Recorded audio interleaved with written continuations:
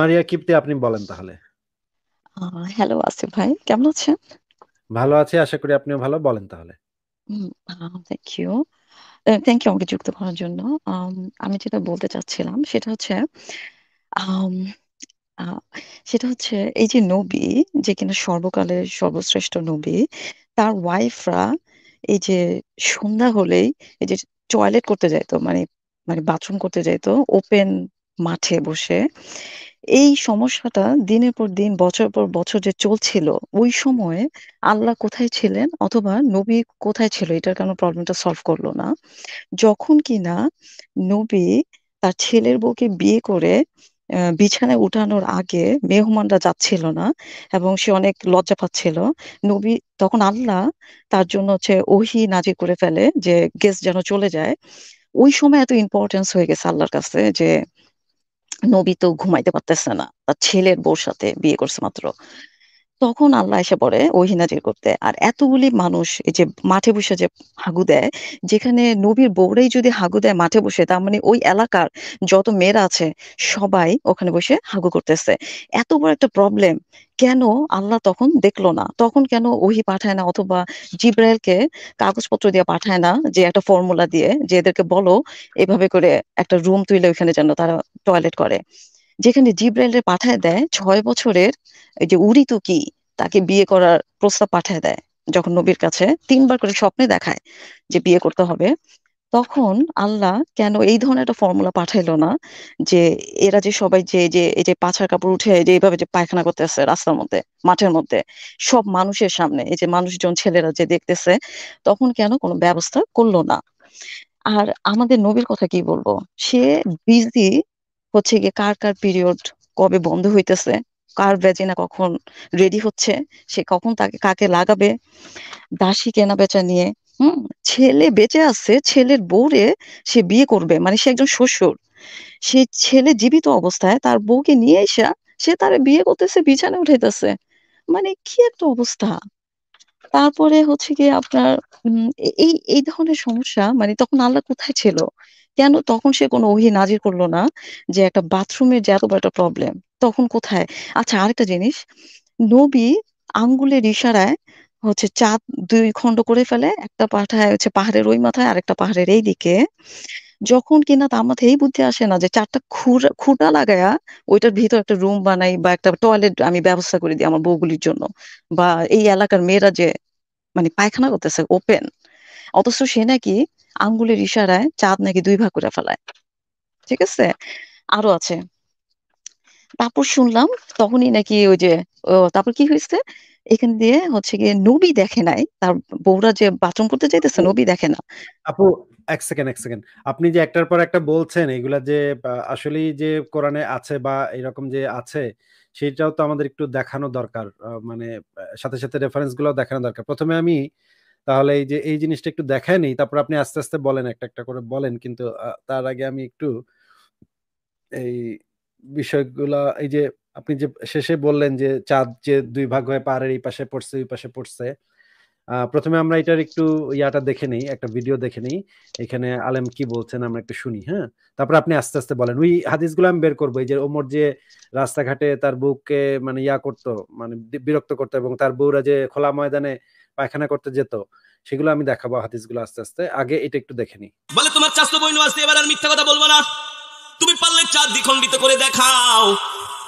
এবার আবু জেহেল আকাশের দিকে তাকিয়েছে। নবীজি বলেন, চাচা উনজুর, উনজুর ইলা সামা, আসমানের দিকে তাকান। উনজুর ইলাল কমার, চাঁদের দিকে তাকান, চাঁদের দিকে তাকান। এই কথা বলে যখন আবু জেহেল চাঁদের দিকে তাকালেন, রহমাতুল্লিল আলামিন বিসমিল্লাহ বলে শাহাদাতের আঙ্গুলিটা ইশারা করলেন। আল্লাহ কোরআনের আয়াত নাজিল করে দিলেন, ইকতারাবাতিস সাআতু ওয়ানশাক্কাল কমার। এ চাঁদ, আমার বন্ধুর বরকতে, আমার বন্ধুর মর্যাদা রক্ষায় চাঁদ তুই দ্বিখণ্ডিত হয়ে আজ জমিনের ভিতরে আশ্রে পড়। আল্লাহু আকবার। আমার নবী শাহাদাতি আঙ্গুলি চাঁদের দিকে ইশারা করতে দেরি, চাঁদ দ্বিখণ্ডিত হয়ে এক টুকরা পড়ে গেল জমিনে, আর এক টুকরা পড়ে গেল পাহাড়ের উপরে। আল্লাহু আকবার। চাঁদ দ্বিখণ্ডিত হয়ে গেছে, 2 টুকরা 2 দিকে পড়েছে। আবু জেহেল অবাক বিস্ময়ে তাকায় আছে। এইটা আবার কি দেখলাম? এটা তো কোনোদিন হওয়ার কথা না, এটা তো কোনোদিন হওয়া সম্ভব না। আবু জেহেল অবাক বিস্ময়ে তাকায় আছে। নবীজি আবু জেহেলের হাত ধরে বলে, ইয়া আম্মি উনজুর উনজুর ইলাল কামার, ইয়া আম্মি উনজুর ইলাল কামার, চাঁদের দিকে তাকান, চাঁদ কি হয়েছে? আবু জেহেল কয়, ভাতিজা, চাঁদ তো একেবারে টুকরা হইয়া দেখলাম জমিনে পড়ছি। মুহাম্মদ সাল্লাল্লাহু আলাইহি সাল্লাম বলে, ভাতিজা, চাচা, এবার আপনি স্বীকার করে নেন আমি চাঁদকে কি দ্বিখণ্ডিত করতে পেরেছি কিনা। আচ্ছা, এইটা আমরা দেখলাম যে হুজুরের বক্তব্য। এখন আমরা দেখি যে এই বিষয়ে হাদিসে কি বলা আছে, কোরআনে এবং হাদিসে কি বলা আছে, এবং এই বিষয়ে ইসলামী বইগুলাতে কি কি বলা আছে। এখানে দেখা যাচ্ছে যে পৃথিবী এবং চাঁদের একটা তুলনামূলক চিত্র আমরা দেখতে পাচ্ছি। এবং এখানে দেখেন সহিহ মুসলিম ইসলামিক ফাউন্ডেশনের ৬৮১৫ নম্বর হাদিসে বলা আছে, এমত অবস্থায় চন্দ্র বিদীর্ণ হয়ে দ্বিখণ্ডিত হয়ে গেল, এক খণ্ড পাহাড়ের এপাশে পড়লো এবং অপর খণ্ড পড়লো পাহাড়ের ওপাশে। আচ্ছা, এরপরে আর কি বলা আছে দেখি আমরা, মানে সরাসরি বই থেকেও দেখাচ্ছি। দেখেন, আব্দুল্লাহ ইবনে মাসউদ থেকে বর্ণিত, এক খণ্ড পাহাড়ের পেছনে পতিত হলো, আর এক খণ্ড সামনের দিকে। দেখেন, তিরমিজি শরীফ তাহকিকৃত ৩২৮৯ নম্বর হাদিসে বলা আছে, রাসূলুল্লাহর যুগে চাঁদ বিদীর্ণ হলো এবং দ্বিখণ্ডিত হয়ে গেল, এক অংশ এই পাহাড়ের ওপর এবং অপর অংশ ওই পাহাড়ের ওপর পড়ে গেল। তারপরে আমরা দেখি, সরাসরি বই থেকেও দেখি, তিরমিজি শরীফ ৬ষ্ঠ খণ্ড, দেখেন, এক অংশ এই পাহাড়ের ওপর এবং অপর অংশ ওই পাহাড়ের ওপর পড়ে গেল, এটাই বলা আছে।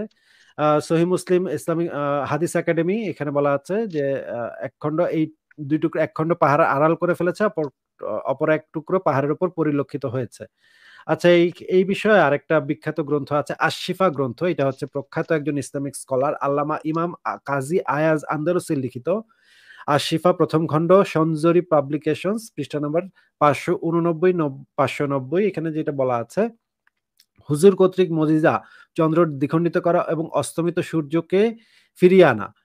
এই অংশে বলা আছে যে, দেখেন, আব্দুল্লাহ ইবনে মাসউদের বর্ণনায় বর্ণিত আছে, হুজুর এর জামানায় চাঁদ দ্বিখণ্ডিত হয়ে এক খণ্ড পাহাড়ের উপর পতিত হয় আর অপর খণ্ড তার নিচে পতিত হয়। অতঃপর হুজুর বলেন, তোমরা সাক্ষী থাকো। নিচেও একই কথা বলা আছে। দেখেন, এই যে হযরত আনাস থেকে বলা হয়েছে, আমি চাঁদ দুখণ্ড হয়ে পাহাড়ের উপর পতিত হতে দেখেছি। আর হযরত মাশরুক এর বর্ণিত বর্ণনায় ওই ঘটনা মক্কায় সংঘটিত হয়েছিল বলে উল্লেখ করা হয়। এইখানে পরিষ্কারভাবে এই জিনিসটা বলা আছে। এটা গেল চাঁদ যে দ্বিখণ্ডিত হয়ে পৃথিবীর উপরে পড়েছিল সেটার বর্ণনা। আরেকটা আপনি বললেন যে সেই সময় যে মুহাম্মদের স্ত্রীরা যে খোলা ময়দানে মানে করতো, প্রাকৃতিক কাজ সম্পাদন করতো, সেটা আমি একটু বের করছি। আপনি আমার কিপ্টে আপনি বলতে থাকেন, আমি সেটা একটু বের করছি। ঠিক আছে? হ্যাঁ, মানে কি আর বলবো, এখান দিয়ে ওইটা আয়েশাকে যে বিয়ে করবে, 6 বছরের একটা বাচ্চাকে বিয়ে করবে, তাকে 3বার স্বপ্নে দেখাইছে। এত সময় আছে আল্লাহর, 3বার স্বপ্নে দেখায় সেই নবীকে, যে নবী অলরেডি বিবাহিত ছিল, তারা আবার বিয়ে করার জন্য 3বার স্বপ্নে দেখায়। তারপর তাকে রেশমি কাপড়ে করে নিয়ে আসে, এত সময় তার। আর ওখান থেকে দুনিয়ার মেয়েরা, ওই এলাকার আবার নবীর মেয়ে, নবীর বউরা, মানে নবী হচ্ছে গিয়ে সর্বকালের সর্বশ্রেষ্ঠ নবী, তার ওয়াইফরা সবার সামনে কাপড় উঠে হাগু করতেছে। এইটা আল্লাহ দেখতেছে না, ওইখানে আবার নবীরে বিয়ে দিতে হবে ওই যে উড়ি তো কি আয়েশার সাথে। হ্যাঁ, 6 বছরের একটা ছোট বাচ্চা, তার সাথে বিয়ে দিতে হবে, এইটা নিয়ে ব্যস্ত হয়ে গেছে। বাহ, কি সুন্দর, মানে আমাদের আমাদের ধর্মটা। আচ্ছা, আমি হুম। সেই জিনিসটা বের করেছি, সেটা আমি তাহলে দেখাই সেই হাদিসটা। এই সম্পর্কিত অনেকগুলো হাদিস আছে। আমি একটা দেখাচ্ছি। সহিহ মুসলিম ইসলামিক ফাউন্ডেশন, হাদিস নাম্বার হচ্ছে ৫৪৮৪ নম্বর হাদিস। এখানে বলা হচ্ছে, আয়েশা থেকে বর্ণিত যে রাসূলুল্লাহ সাল্লাল্লাহু আলাইহি ওয়াসাল্লামের স্ত্রীগণ প্রকৃতির ডাকে সাড়া দেওয়ার সময় রাতের বেলা মানাশির দিকে বেরিয়ে যেতেন। মানাশি হলো প্রশস্ত ময়দান। মানে এই প্রশস্ত ময়দানে গিয়ে নবী মুহাম্মদের স্ত্রীরা সারাদিন পেশাব পায়খানা চেপে বসে থাকতো। ইনফ্যাক্ট মানে দিনের বেলা তো তারা যেতে পারতো না। রাতের বেলা তারা আরকি এই কাজটা করতে, রাতের বেলা মানাসির দিকে বেরিয়ে যেতেন। মানে মনে করেন, একটা মেয়ের দিনের বেলা মানে পেটে মোচড় দিচ্ছে বা লাগছে, বড়টা করতে হবে। তারা কিন্তু তখন সেই সময় যেতে পারত না। হ্যাঁ? মানে এটা কিন্তু এভেইলেবল ছিল না। এটা কি পরিমাণে ভয়ংকর পীড়াদায়ক জিনিসটা, এটা আ যেকোনো মানুষই এটা বুঝবে যে মানুষের যখন এই মানে বেগটা চাপে, তখন এটাকে চেপে রাখা, এবং যদি ঠিক মানে পেটে মোচড় দেয় বা পেটে কোনো গন্ডগোল হয়, তাহলে তো আরো ভয়ংকর অবস্থা হবে। তাহলে তো চেপে রাখাটা একটা ভয়ংকর ব্যাপার। এর থেকে বড় শাস্তি মনে হয় আর কিছু হইতে পারে না। আমাকে যদি বলে যে দোজখে দিব অথবা ওই যে ওইটা চাইপা বসে থাকতে হবে, আমি বলবো যে দোজখে যাই ভাই, তাও আমি ওইটা চাইপা বসে থাকতে পারবো না। ওইটা চাইপা বসে থাকা আমার জন্য ব্যক্তিগতভাবে আমি তো এটা মানে কোনো অবস্থাতেই আমি এটা মাইনে নিব না যে আমার এটা চাইপা বসে থাকতে হবে। কিন্তু এখানে দেখা যাচ্ছে যে নবী মোহাম্মদের স্ত্রীগণের শুধুমাত্র রাতের বেলা, যেহেতু সেই সময় মানুষজন দেখতো না, সেই সময় তো এখানে যাওয়ার অনুমতিটা ছিল। এখানে বলা হচ্ছে রাসূলুল্লাহ সাল্লাল্লাহু আলাইহি ওয়াসাল্লামের স্ত্রীগণ প্রকৃতির ডাকে সাড়া দেওয়ার সময় রাতের বেলা মানাসির দিকে বেরিয়ে যেতেন। মানাসি হলো প্রশস্ত ময়দান। ওদিকে ওমর ইবনুল খাত্তাব রাসূলুল্লাহ সাল্লাল্লাহু আলাইহি ওয়াসাল্লামকে বলতেন, আপনার স্ত্রীগণের প্রতি পর্দা বিধান করুন। অন্য হাদিসগুলোর ভিতরে আছে, আরো বিস্তারিত ভাবে বর্ণনা করা আছে। এই হাদিসটা আমি পড়ছি, এটা হাতের কাছে পেলাম আর কি। আপনার এই সম্পর্কিত আরো হাদিস আছে অনেকগুলা, সেগুলো ভালো করে আরো ডিটেইলসে বলা আছে, সেটা পড়ে দেখতে পারেন। আহ আপনার স্ত্রীদের প্রতি পর্দা বিধান করুন, কিন্তু রাসূলুল্লাহ সাল্লাল্লাহু আলাইহি ওয়াসাল্লাম তা করেননি। এক রাতে ঈশার সময় নবী সাল্লাল্লাহু আলাইহি ওয়াসাল্লাম এর সহধর্মিণী সাউদা বিনতে জামা বের হলেন। তিনি ছিলেন দীর্ঘাঙ্গী মহিলা। ওমর তাকে ডাক দিয়ে বললেন, হে সাউদা, আমরা তোমাকে চিনে ফেলেছি। পর্দার বিধান নাজিল হওয়ার প্রবল আকাঙ্ক্ষায় তিনি এরূপ করলেন। আয়েশা বলেন, তখন আল্লাহ তাআলা পর্দা বিধি নাজিল করলেন। মানে এই আয়াতটা নাজিল হয়েছিল এই যে এই ঘটনাটা, এবং আরেকটা ঘটনা আছে যে ওই যে পালিত পুত্রের স্ত্রীকে যখন বিয়ে করছিল, তখন সবাই বসে ছিল, মানে পাছা লাগায় বসে ছিল। মোহাম্মদ দাওয়াত টাওয়াত দিচ্ছে সাহাবীদেরকে, সবাই পাছা লাগায় বসে আছে, আর যায় না, ওঠে না। এই বদমাইশগুলা আইসা খাইতেছে গল্প গুজব করতেছে। মোহাম্মদ যে তখন এটা করবে, মানে নতুন বিবির সাথে এটা করবে, এটা করতে পারতেছিল না। তখন আল্লাহ পাক আর থাকতে না পেরে তখন এই আয়াতটা নাজিল করে যে তোমাদের কাজ শেষ হইলে তাড়াতাড়ি খাইটা পড়ো, নবীর বাসায় সেই বেশিক্ষণ বসে থেকো না। ওইটাও কোরআনের আয়াত, কোরআনের আয়াতের তাফসিরে এই জিনিসটা পেয়ে যাবেন, আপনারা পড়েন। পর্দার বিধানের যে আয়াতটা আছে সেটা তাফসিরটা পড়েন। এই দুইটাই হচ্ছে পর্দার বিধান নাজিলের প্রেক্ষাপট। হ্যাঁ, মারিয়া, আপনি বলেন তাহলে। হ্যাঁ, তারপরে আর কি বলবো? আম হ্যাঁ, এই যে গেস্ট চলে যেতে হবে এর জন্য ওহী নাজিল হয়ে যায়। আচ্ছা, আরেকটা জিনিস, মারিয়া কিপ্তের সাথে সে বিছানায় যখন শুয়েছিল তার ওয়াইফের বিছানায়, ওয়াইফ এসে দেখে এটা খুব মন খারাপ করলো। তারপরে তো বললো যে আচ্ছা আর করবে না সে। তারপর আবার ওয়াইফ বাইরে গেল। আবার সে এসে দেখলো যে না, এখনো তারা চালায় যাইতেছে ডিং ডং। তখন নবী বলল যে আল্লাহ তাকে নাকি ওহী পাঠায় বলছে যে যেটা আমি তোমার জন্য হালাল করা হয়েছে তুমি সেটা হারাম করার কে? হ্যাঁ, এই বিষয়টা মানে দাসীর সাথে লাগাতে হবে এইটা পর্যন্ত আল্লাহ খেয়াল করছে। মানে মানে নবীর প্রত্যেকটা প্রবলেম, কি প্রবলেম, সেক্স প্রবলেম, মানে কত মানুষকে লাগাতে হবে, কার পিরিয়ড শেষ হয়েছে, কতদিন পিরিয়ড পর্যন্ত বন্ধ রাখবে, পিরিয়ড শেষ হয়ে গেছে, কার ভ্যাজিনা রেডি হয়েছে, এখন তাকে যে আবার তা লাগাইতে হবে। তারপরে এই চলতেই আছে। হ্যাঁ, আল্লাহ তারপরে পাক খুবই গুরুত্ব দিয়েছেন এই বিষয়টা, নবী যেন কোনো সমস্যা না হয়। আবার একটা আয়াত নাজিল হয়েছে যে তোমার অসুবিধা দূরীকরণের জন্য, তোমার জন্য হালাল করেছি অমুক তমুক তমুক নারীকে তোমার অসুবিধা দূরীকরণের জন্য। হ্যাঁ, তো বোঝাই যাচ্ছে যে মানে এই যে নবীর যে যৌন অসুবিধা, এটা নিয়ে আল্লাহ পাক খুবই চিন্তিত ছিলেন, সবসময় চিন্তিত থাকতেন আমার নবীর যেন কোনো যৌন অসুবিধা যেন আর না হয়।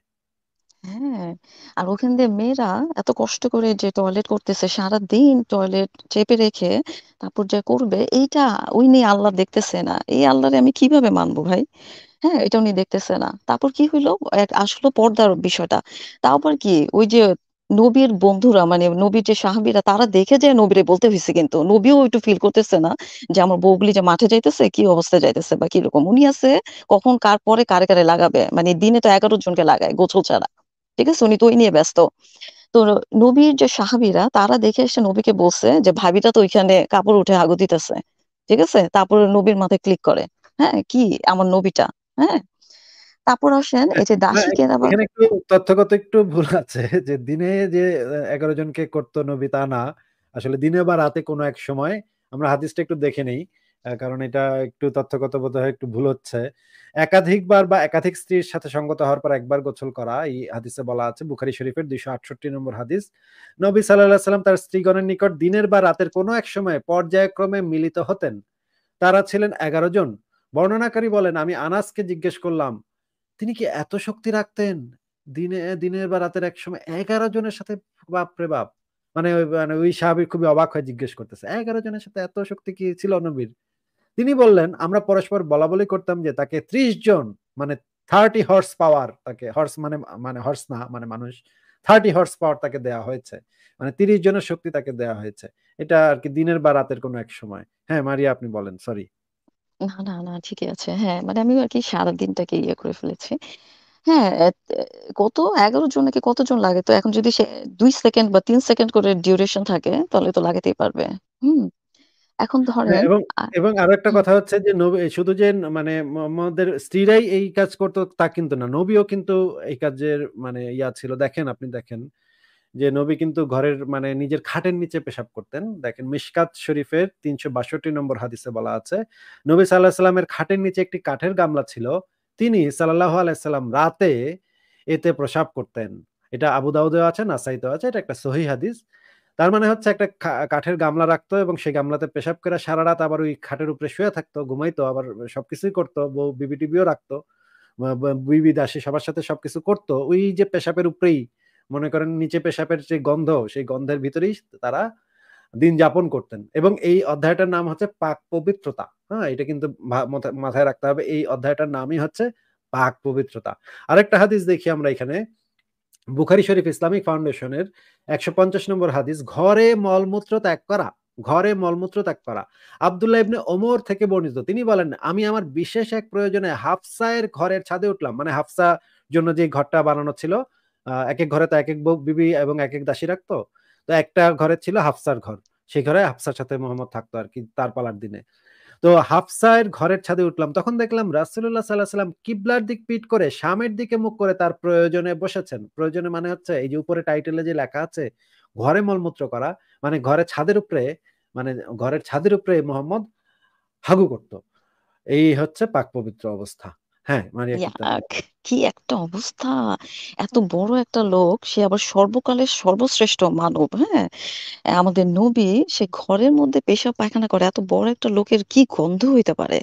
মানি আবার এই লোক নাকি আঙ্গুলের ইশারায় চাঁদ কিন্তু ২ ভাগ করে ফেলছে ভাইয়া।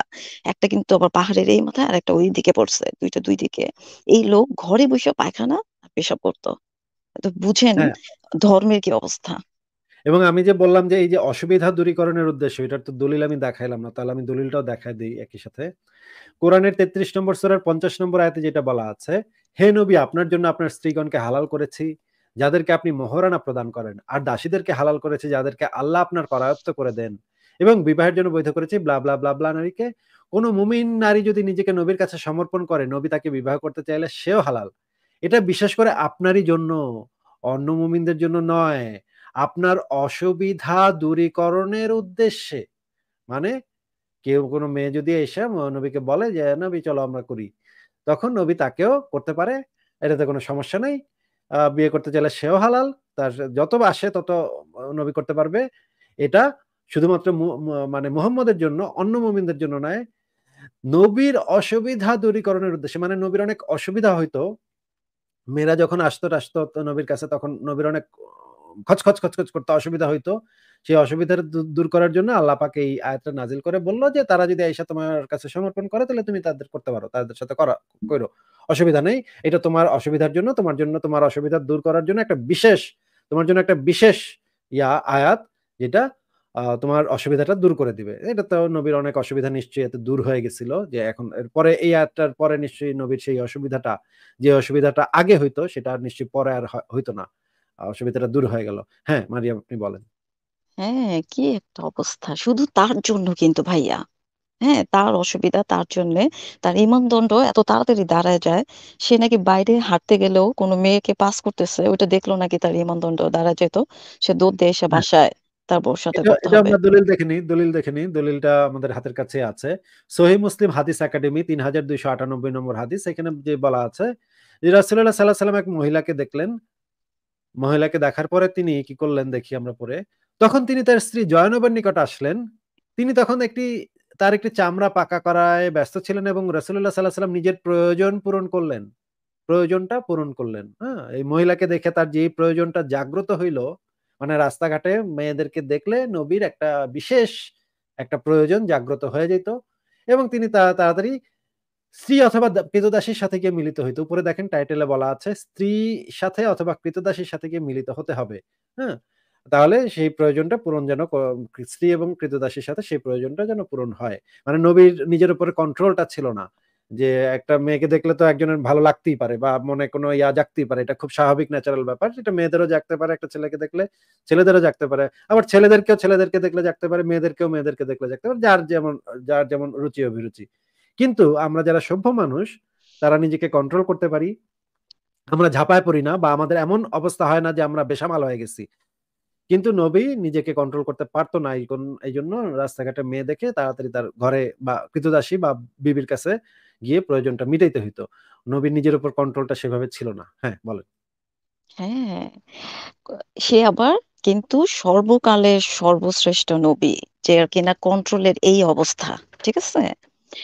তারপর আবার কি আসে, মাংস তার সাথে কথা বলে, গাছ তার সাথে কথা বলে, মানে সবাই তার সাথে কথা বলে, কিন্তু সেইটা বুঝে না তার বউরা টয়লেটে যাবে, টয়লেট করে সারাদিন, টয়লেট চেপে রেখে সন্ধ্যার দিকে টয়লেট করতে যাবে, এইটা তার কি এসে বলে না। ঠিক আছে?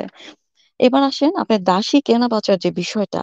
ও, মানে আমি কি বলবো, ওই যে মাঠের মধ্যে দাঁড়ায় টিপে টিপে দেখতে পারবে যে এই দাসীগুলি কুমারী কিনা, আঙ্গুল দিয়েও চেক করতে পারবে যে সব মানে দাসীরা কুমারী কিনা, তাদেরকে টাকা দিয়ে কেনা যায় কিনা।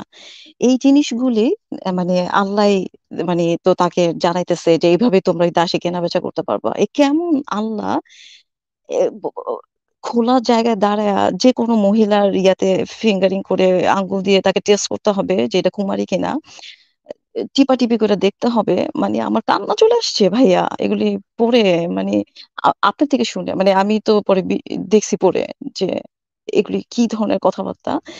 সেখানে ওই আল্লাহ আমাদের মহিলাদের জন্য যে এই যে খোলা মাঠে যে সে হাগু দিত, তার জন্য একটা ব্যবস্থা করতে পারে নাই।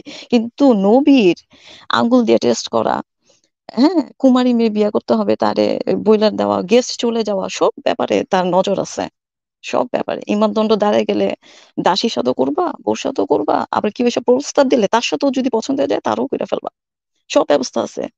হ্যাঁ, আচ্ছা, এই মহিলাদের। কথাগুলো যে আপনি বলতেছেন, এই কথাগুলো যে আমরা বহুবার দেখিয়েছি, এই জিনিসগুলা আবারও একটু দেখাইতে হবে, নাহলে হয়তো অনেকে ভাববে যে এগুলা আমরা বানায় বানায় বলতেছি। কি বলে ইসলামে এগুলো আছে নাকি? দাসী টাসী কেনা, টিপা টুপা কেনা, এগুলো আছে নাকি ইসলামে? ছি ছি, নাউজুবিল্লাহ, এগুলো তো ইসলামে নাই। নাস্তিকরা বানায় বানায় মিথ্যা কথা বলে। দেখেন, আমরা একটু দেখে নেই যে এই আশরাফুল হিদায়া গ্রন্থটা হচ্ছে, আশরাফুল হিদায়া বা আল হিদায়া, এটা হচ্ছে বর্তমান সময়েও বিভিন্ন মাদ্রাসাতে এটা একটা পাঠ্যপুস্তক। এটা হচ্ছে হানাফি ফিকাহ শাস্ত্রের অন্যতম বুনিয়াদি গ্রন্থ। এইখানে যে জিনিসটা বলা আছে, ইমাম কুদুরি তার মুক্তাসারুল কুদুরি গ্রন্থে বলেছেন, কেউ যদি দাসী ক্রয় করার ইচ্ছা পোষণ করে, তার জন্য দাসীর ওই সকল অঙ্গসমূহ স্পর্শ করা জায়েজ যা দেখা জায়েজ।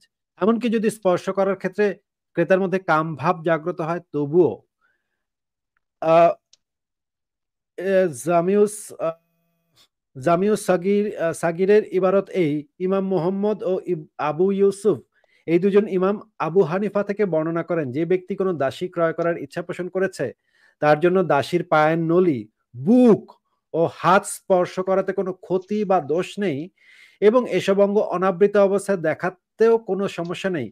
কামভাব জাগ্রত হলেও স্পর্শ করা বৈধ হবে। এই জিনিসটা আমরা সরাসরি বই থেকে দেখে নেই, সরাসরি বই থেকে। এই যে দেখেন, আশরাফুল হিদায়া নবম খণ্ডে আপনারা পাবেন, আমরা সরাসরি বই থেকেই পড়ি। তাহলে দেখেন এখানে কি বলা আছে।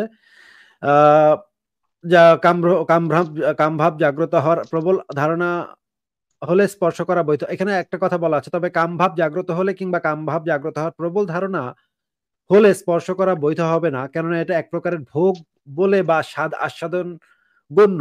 আর ক্রয়ের ইচ্ছা না থাকা অবস্থায় কামভাব না থাকলে দৃষ্টিপাত ও স্পর্শ করা বৈধ। এখানে বলা হচ্ছে, যখন কোনো দাসী সাবালক অথবা প্রাপ্তবয়স্ক হয়, তখন সে যেন শুধুমাত্র নিম্নাঙ্গের একটি পোশাক পরে নিজেকে লোকজনের সামনে পেশ না করে। শব্দটি ব্যবহৃত হয়েছে, এর কারণ আমরা পূর্বে বর্ণনা করেছি যে দাসীর পেট ও পিঠ সতরের অন্তর্ভুক্ত। পেট এবং পিঠ, হ্যাঁ, মনে রাখবেন, দাসীর পেট এবং পিঠ সতরের অন্তর্ভুক্ত। ইমাম মোহাম্মদ থেকে এও বর্ণিত আছে, যখন কিশোরী এমন বয়সে উপনীত হয় যে তাকে দেখলে কামভাব জাগে এবং তার মতো মেয়েদের সাথে সঙ্গম করা যায়, তাহলে সে সাবালিকার মতো তাকে এক কাপড়ে বাজারে উপস্থিত করা যাবে না, তার মধ্যে কামভাব থাকার কারণে। এগুলো হচ্ছে মাসালা, আপনারা এই মাসালাগুলা ভালোভাবে পড়বেন। মাসালাগুলা পড়লে আপনারা কিভাবে মুসলিমরা কিভাবে দাসী ক্রয় করে সেগুলো আপনারা ভালোভাবে বুঝতে পারবেন। দেখেন, উপরের ইবারতে দাসী ক্রয়ের সময় শরীয়ত নির্ধারিত দর্শনীয় অঙ্গসমূহ স্পর্শ করা যাবে কিনা তা আলোচনা করা হয়েছে। ইমাম কুদুরি তার মুক্তাসারুল কুদুরিতে বলেন, যদি কেউ দাসী ক্রয় করার ইচ্ছা পোষণ করে তার জন্য দাসীর ওই সকল অঙ্গসমূহ স্পর্শ করা জায়েজ যা দেখা জায়েজ। এমনকি যদি স্পর্শ করার ক্ষেত্রে ক্রেতার মধ্যে কামভাব জাগ্রত হয় তবুও। ইমাম মোহাম্মদ ইমাম ও আবু ইউসুফ ইমাম আবু হানিফার থেকে বর্ণনা করেন, কোনো ব্যক্তি কোনো দাসী ক্রয় করার ইচ্ছা পোষণ করেছে তার জন্য দাসীর পায়ের নলি, বুক ও হাত স্পর্শ করাতে কোনো ক্ষতি বা দোষ নেই এবং এসব অঙ্গ অনাবৃত অবস্থায় দেখাতেও কোনো সমস্যা নেই। যেহেতু এ ইবারতে কামভাব জাগ্রত হওয়া বা না হওয়ার কোনো উল্লেখ নেই, তাই এ ইবারত দ্বারা বোঝা যায় যে কামভাব জাগ্রত হলেও স্পর্শ করা বৈধ হবে। মানে এটা হচ্ছে আসল মাসালা, যে কামভাব জাগ্রত হলেও স্পর্শ করা বৈধ হবে। স্পর্শ করার মধ্যে কামভাব জাগ্রত হওয়ার আশঙ্কা থাকলেও স্পর্শ করা জায়েজ। তাকানো বৈধ, এতে উত্তেজিত হওয়ার আশঙ্কা থাকে, যদিও এতে উত্তেজিত হওয়ার আশঙ্কা থাকে। পূর্ব যুগের ইমামগণ দাসী করার সময় তাদের ত্বক সম্পর্কে ধারণা নেওয়ার উদ্দেশ্যে স্পর্শ করাকে বৈধ বলতেন, কেননা সে সময় লোকজন সাধারণভাবে নেক ছিলেন। দেখেন পরে আরো বলা হয়েছে যে যখন কোনো কিশোরী দাসী প্রথম ঋতুমতী হয় তারপর থেকে উক্ত দাসীকে বিক্রয়ের উদ্দেশ্যে বাজারে নিয়ে নিম্নাঙ্গ আবৃত হয় এমন এক কাপড় পরিয়ে তাকে দর্শন করানো যাবে না, কারণ ঋতুমতী হওয়ার অর্থ হলো সে বালেগা হয়েছে। আর বালেগা দাসীর পেট ও পিঠ সতরের অন্তর্ভুক্ত, যা ইতিপূর্বে আলোচনা করা হয়েছে। সুতরাং এখন যদি শুধুমাত্র নিম্নাঙ্গের পোশাক পরিধান করানো হয় তাহলে বুক ও পিঠ খোলা থাকবে, তাই তাকে ঊর্ধ্বাঙ্গের কামিজ তথা পোশাক পরাতে হবে। এই পোশাককে বলা হয় যার দ্বারা শুধুমাত্র নাভি থেকে নিচের অংশ ঢাকা যায় বা আবৃত করা যায়। দেখেন, উল্লেখ্য যে এমন পোশাককে বলা হয় যার দ্বারা শুধুমাত্র নাভি থেকে নিচের অংশ ঢাকা যায় বা আবৃত করা যায়। আপনারা একটু ভালো করে বুঝে এই জিনিসগুলা পড়বেন এবং পড়ার পর আপনারা চিন্তা করবেন যে মুসলমানদের যে ক্রীতদাস দাসীর বাজার, সেই বাজারটা আসলে কেমন হয় এবং মানুষেরা কিভাবে মেয়েদেরকে সেখানে কেনাবেচা করে। কি ভয়ঙ্কর মর্মান্তিক ব্যাপার এটা! এগুলা পড়লে আমার সত্যি কান্না আসে। এগুলা আমি মানে আমার মানে মেজাজ-টেজাজও খারাপ হয়ে যায়। যখন আমি এই লেখাটা লিখেছিলাম তখন আমি মানসিকভাবে আমি একটু অসুস্থ হয়ে পড়ছিলাম যে এই কথাগুলা আমি কোনভাবে এখনো হজম করতে পারি না। আমি অনেকবার পড়েছি কিন্তু আমি হজম হয় না আমার এই কথাগুলা। হুম? মানে একটা জলজন্ত মানুষকে, একটা কিশোরী মেয়েকে বাজারে উঠানো হইতেছে, লোকজন আসতেছে, মুসলমান মানে ক্রেতারা আসতেছে, টিপাটুপি দেখতেছে। এটা কি রকমের একটা ব্যাপার? একটা মানুষকে এভাবে কেনাবেচা হচ্ছে, আমি এটা মানে কল্পনা করতে পারি না। আচ্ছা দেখেন আরো পড়ি, দেখেন এখানে আরো বলা আছে, আরেকটি মতের কথা উল্লেখ করেছেন। তা হলো যদি কোন কিশোরী দাসী এমন বয়সে উপনীত হয় যে তাকে দেখলে সাথে পুরুষের কামভাব জাগ্রত হয় এবং তার মতো বয়সের মেয়েদের সাথে সঙ্গমও করা যায় তাহলে বালেগার পর্যায়ে গণ্য হবে। অর্থাৎ তাকে শুধু নিম্নাঙ্গের পোশাক পরিয়ে বুক ও পিঠ খোলা অবস্থায় বাজারে নিয়ে যাওয়া যাবে না। কেননা এর মাঝে কামভাব সৃষ্টি হওয়ার মতো বিষয়ের উদ্ভব ঘটেছে এবং এ বয়সের মেয়েদের সাথে সহবাস করা সম্ভব। এই আলোচনা দ্বারা বোঝা গেল এর চেয়ে কম বয়সী মেয়েদের বুক পিঠ খোলা অবস্থায় বাজারে নিয়ে যাওয়াতে কোনো দোষ নেই। ফাতোয়ায় স্বামীতে বলা হয়েছে, অর্থাৎ যে কিশোরী দাসী কামভাবের পর্যায়ে উপনীত হয়েছে অর্থাৎ সঙ্গমের উপযুক্ত হয়েছে, এতে ৭ বা ৯ বছর বয়সের কোনো শর্ত নেই, তাকে বিক্রি করার জন্য এক কাপড়ে পেশ করা যাবে না, মানে ২ কাপড় লাগবে আর কি। আরেকটা দেখি আমরা এখানে যে জিনিসটা বলা হয়েছে, আল মিসবাহুন নুরি শরহে মুক্তাসুল কুদুরি প্রথম খণ্ড ইসলামীয় কুতুবখানা পৃষ্ঠা ২৩০ যে জিনিসটা বলা হয়েছে, এটা একটা অত্যন্ত গুরুত্বপূর্ণ গ্রন্থ। এখানে বলা হয়েছে কোন দাসী ক্রয় করার সময় যদি তার মুখে বা বগলে দুর্গন্ধ অনুভূত হয় অথবা সে ব্যভিচারী বা জারজ বলে প্রমাণিত হয় তবে তাকে ফেরত দেওয়া যাবে। মানে একজন মুসলিম একটা দাসী কিনছে, কেনার পর তার বগলে যদি একটা গন্ধ পায় বা মুখে যদি একটু গন্ধ অনুভূত হয় তাহলে তাকে আবার ফেরত মানে একটু কাজ টাজ করে ফেরত দিয়ে আসা যাবে। হ্যাঁ, হুম। মানে 14 দিনের রিফান্ড আছে না, আমরা হ্যাঁ, অ্যামাজন হ্যাঁ, থেকে হ্যাঁ। জিনিসপত্র কিনি, হুম, হ্যাঁ, রিফান্ড হ্যাঁ। ও খুব চমৎকার। ইসলামে এরকম রিফান্ড পলিসি আছে। আপনি যদি মানে মুখে গন্ধ পান বা বগলে দুর্গন্ধ পান তাহলে দাসীটাকে আবার ফেরত দিয়ে আসতে পারবেন। কত সুন্দর সিস্টেম ইসলামের, রিফান্ড পলিসিটা কত সুন্দর দেখেন আপনি। কারণ অনেক সময় দাসী যৌন সম্ভোগের উদ্দেশ্য ক্রয় করা হয়। আর শারীরিক ও চারিত্রিক সব দোষ ত্রুটি ও দুর্বলতা তখন মিলনের পথে অন্তরায় হয়ে দাঁড়ায়। সুতরাং দাসীর ক্ষেত্রে এগুলো দোষ। ব্লা, ব্লা, ব্লা, ব্লা পক্ষান্তরে গোলামের কথা কিছু বলা হয়েছে। পরে কি বলা আছে? দ্রব্যের মধ্যকার ত্রুটি যদি এমন হয় যে যার থেকে দ্রব্য সাধারণত মুক্ত হতে পারে না, যেমন ১ মণ সরিষার মধ্যে ১ পোয়া ১.৫ পোয়া ধান বা কলাই থাকা দূষণীয় নয়। এই যেখানে বলা হচ্ছে যে এইখানে মানে রিফান্ড পাবা, তুমি মানে এই মাল কিনছো, তুমি আবার রিফান্ড পাই যাবা। এবার আমরা দেখি দাসী খরিদ করার সময় যৌনিটা পরীক্ষা করা যাবে নাকি, সেটা আমরা দেখি।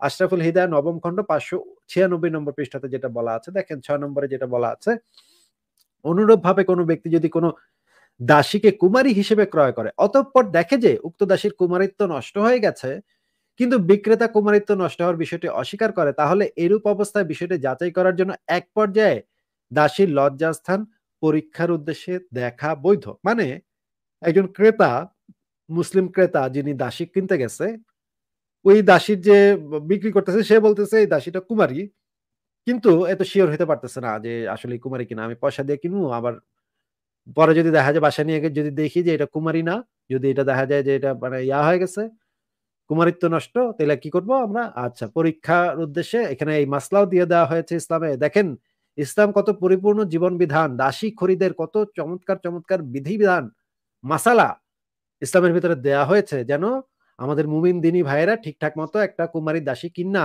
বাসায় না করতে পারে। দেখেন ভাই আপনারা, এখানে বলা হয়েছে যে দাসীর লজ্জাস্থান পরীক্ষার উদ্দেশ্যে দেখা বৈধ।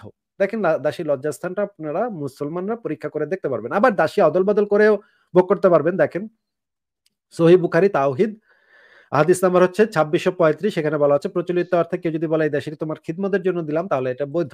মানে দাসী আপনি অদল বদলও করতে পারবেন, আপনার দাসী আরেকজনের দিলেন, আরেকজনের দাসী আপনি নিলেন, এভাবে কয়েকদিন ব্যবহার করে পাল্টাপাল্টি করলেন, দাসী আরেক মালিকের সাথে দাসী পাল্টাপাল্টি করলেন, এইগুলো ইসলামে একদম সম্পূর্ণভাবে বৈধ। আপনারা যদি চান আমি ঘন্টার পর ঘন্টা এই দলিলগুলা দেখা যেতে পারি। আমার কাছে যেই পরিমাণে দলিল আছে সেটাতে আমি মনে করেন 16 ঘন্টা আমি টানা এই ইসলামের দাস প্রথার উপরে আমি 16 ঘন্টা টানা দলিল দেখা যেতে পারবো। দলিল শেষ হবে না। হুম, আমি হুম। এখানেই থামলাম। মারিয়া কিপ্তে আপনি বলেন তাহলে, আপনার কি আর কোনো আছে, আলোচনা আছে? হ্যাঁ, না মানে কি বলবো আর, শুনে খুব খারাপ লাগে। আমি যতবার শুনি এই কথাগুলো, মানে ওই জায়গায় আমি নিজেকে বসাই, তারপর আমি চিন্তা করি যে কিভাবে সম্ভব। এইটা হচ্ছে আমাদের ধর্ম, যার জন্য আমাকে সবসময় শুনতে হয় যে নামাজটা একটু পইড়ো, হ্যাঁ যাই করো নামাজটা একটু পইড়ো, এরকম করে সারাক্ষণ আমাকে শুনতে হয়। এই সেই ধর্ম, আমি তাকে কিভাবে রেসপেক্ট করব, সে আল্লাহকে আমি কিভাবে রেসপেক্ট করি, সেই নবীকে আমি কিভাবে রেসপেক্ট করব। আমি হচ্ছে ভাইয়া অস্ট্রেলিয়ায় থাকি, সিডনিতে। আমি একজন পাবলিক ফিগার আর কি। তো এই জন্য আমার দোষ বেশি, কারণ আমাকে সবাই দেখে। আর এই জন্য আমার অনেক ধরনের মেসেজও আসে যে আমিও বাংলাদেশে গেলে তারা আমাকে মেরে ফেলবে বা এরকম, কারণ আমি এখানে আর কি মডেল, ফিটনেস মডেল।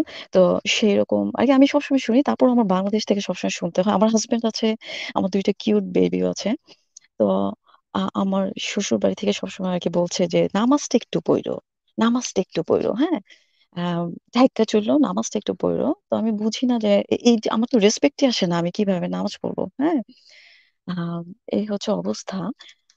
তারপরও আমার অনেক কোশ্চেন আছে, যদি আমি চাই সামনে আবার পরে জয়েন হয়েও আমি করতে পারি, যেহেতু আপনাদের অনেক দেরি হয়ে যাচ্ছে। অবশ্যই, এছাড়া অবশ্যই আপু, আপনি যদি চান তাহলে মাঝে, মাঝে আমাদের লাইভে আসতে পারেন। আমরা কিন্তু আ আপনারা যদি আরো বেশি, বেশি আপনাদের পার্টিসিপেশন আমাদের ইসের জন্য জরুরি। মানে আপনাদের বলতে আমি বোঝাচ্ছি মেয়েদের। কারণ হচ্ছে গিয়ে আমরা দেখেছি যে মেয়েরা এই কথাগুলা বলতে অনেক সময় অনেক মেয়ে আছেন কিন্তু বলতে ভয় পান নানা ধরনের সামাজিক এবং ইসের কারণে, বাধার কারণে। এটা আমরা বুঝি যে এটা মেয়েদের জন্য বলাটা একটু ছেলেদের থেকে একটু বেশি কঠিন। কারণ মেয়েদের এমনিতেই নানা ধরনের সামাজিক এবং পারিবারিক প্রেশারের মধ্যে থাকতে হয়। আপনি যদি মাঝে, মাঝে আসেন এবং এই আলোচনাগুলো আমরা নিয়মিত করতে পারি, তাহলে আমার মনে হয় আরো আ আপনারা কি মনে করেন এগুলা সম্পর্কে সেইগুলা আমরাও জানতে পারবো। আপনার আপনিও হয়তো অনেক কিছু জানতে পারবেন এখান থেকে।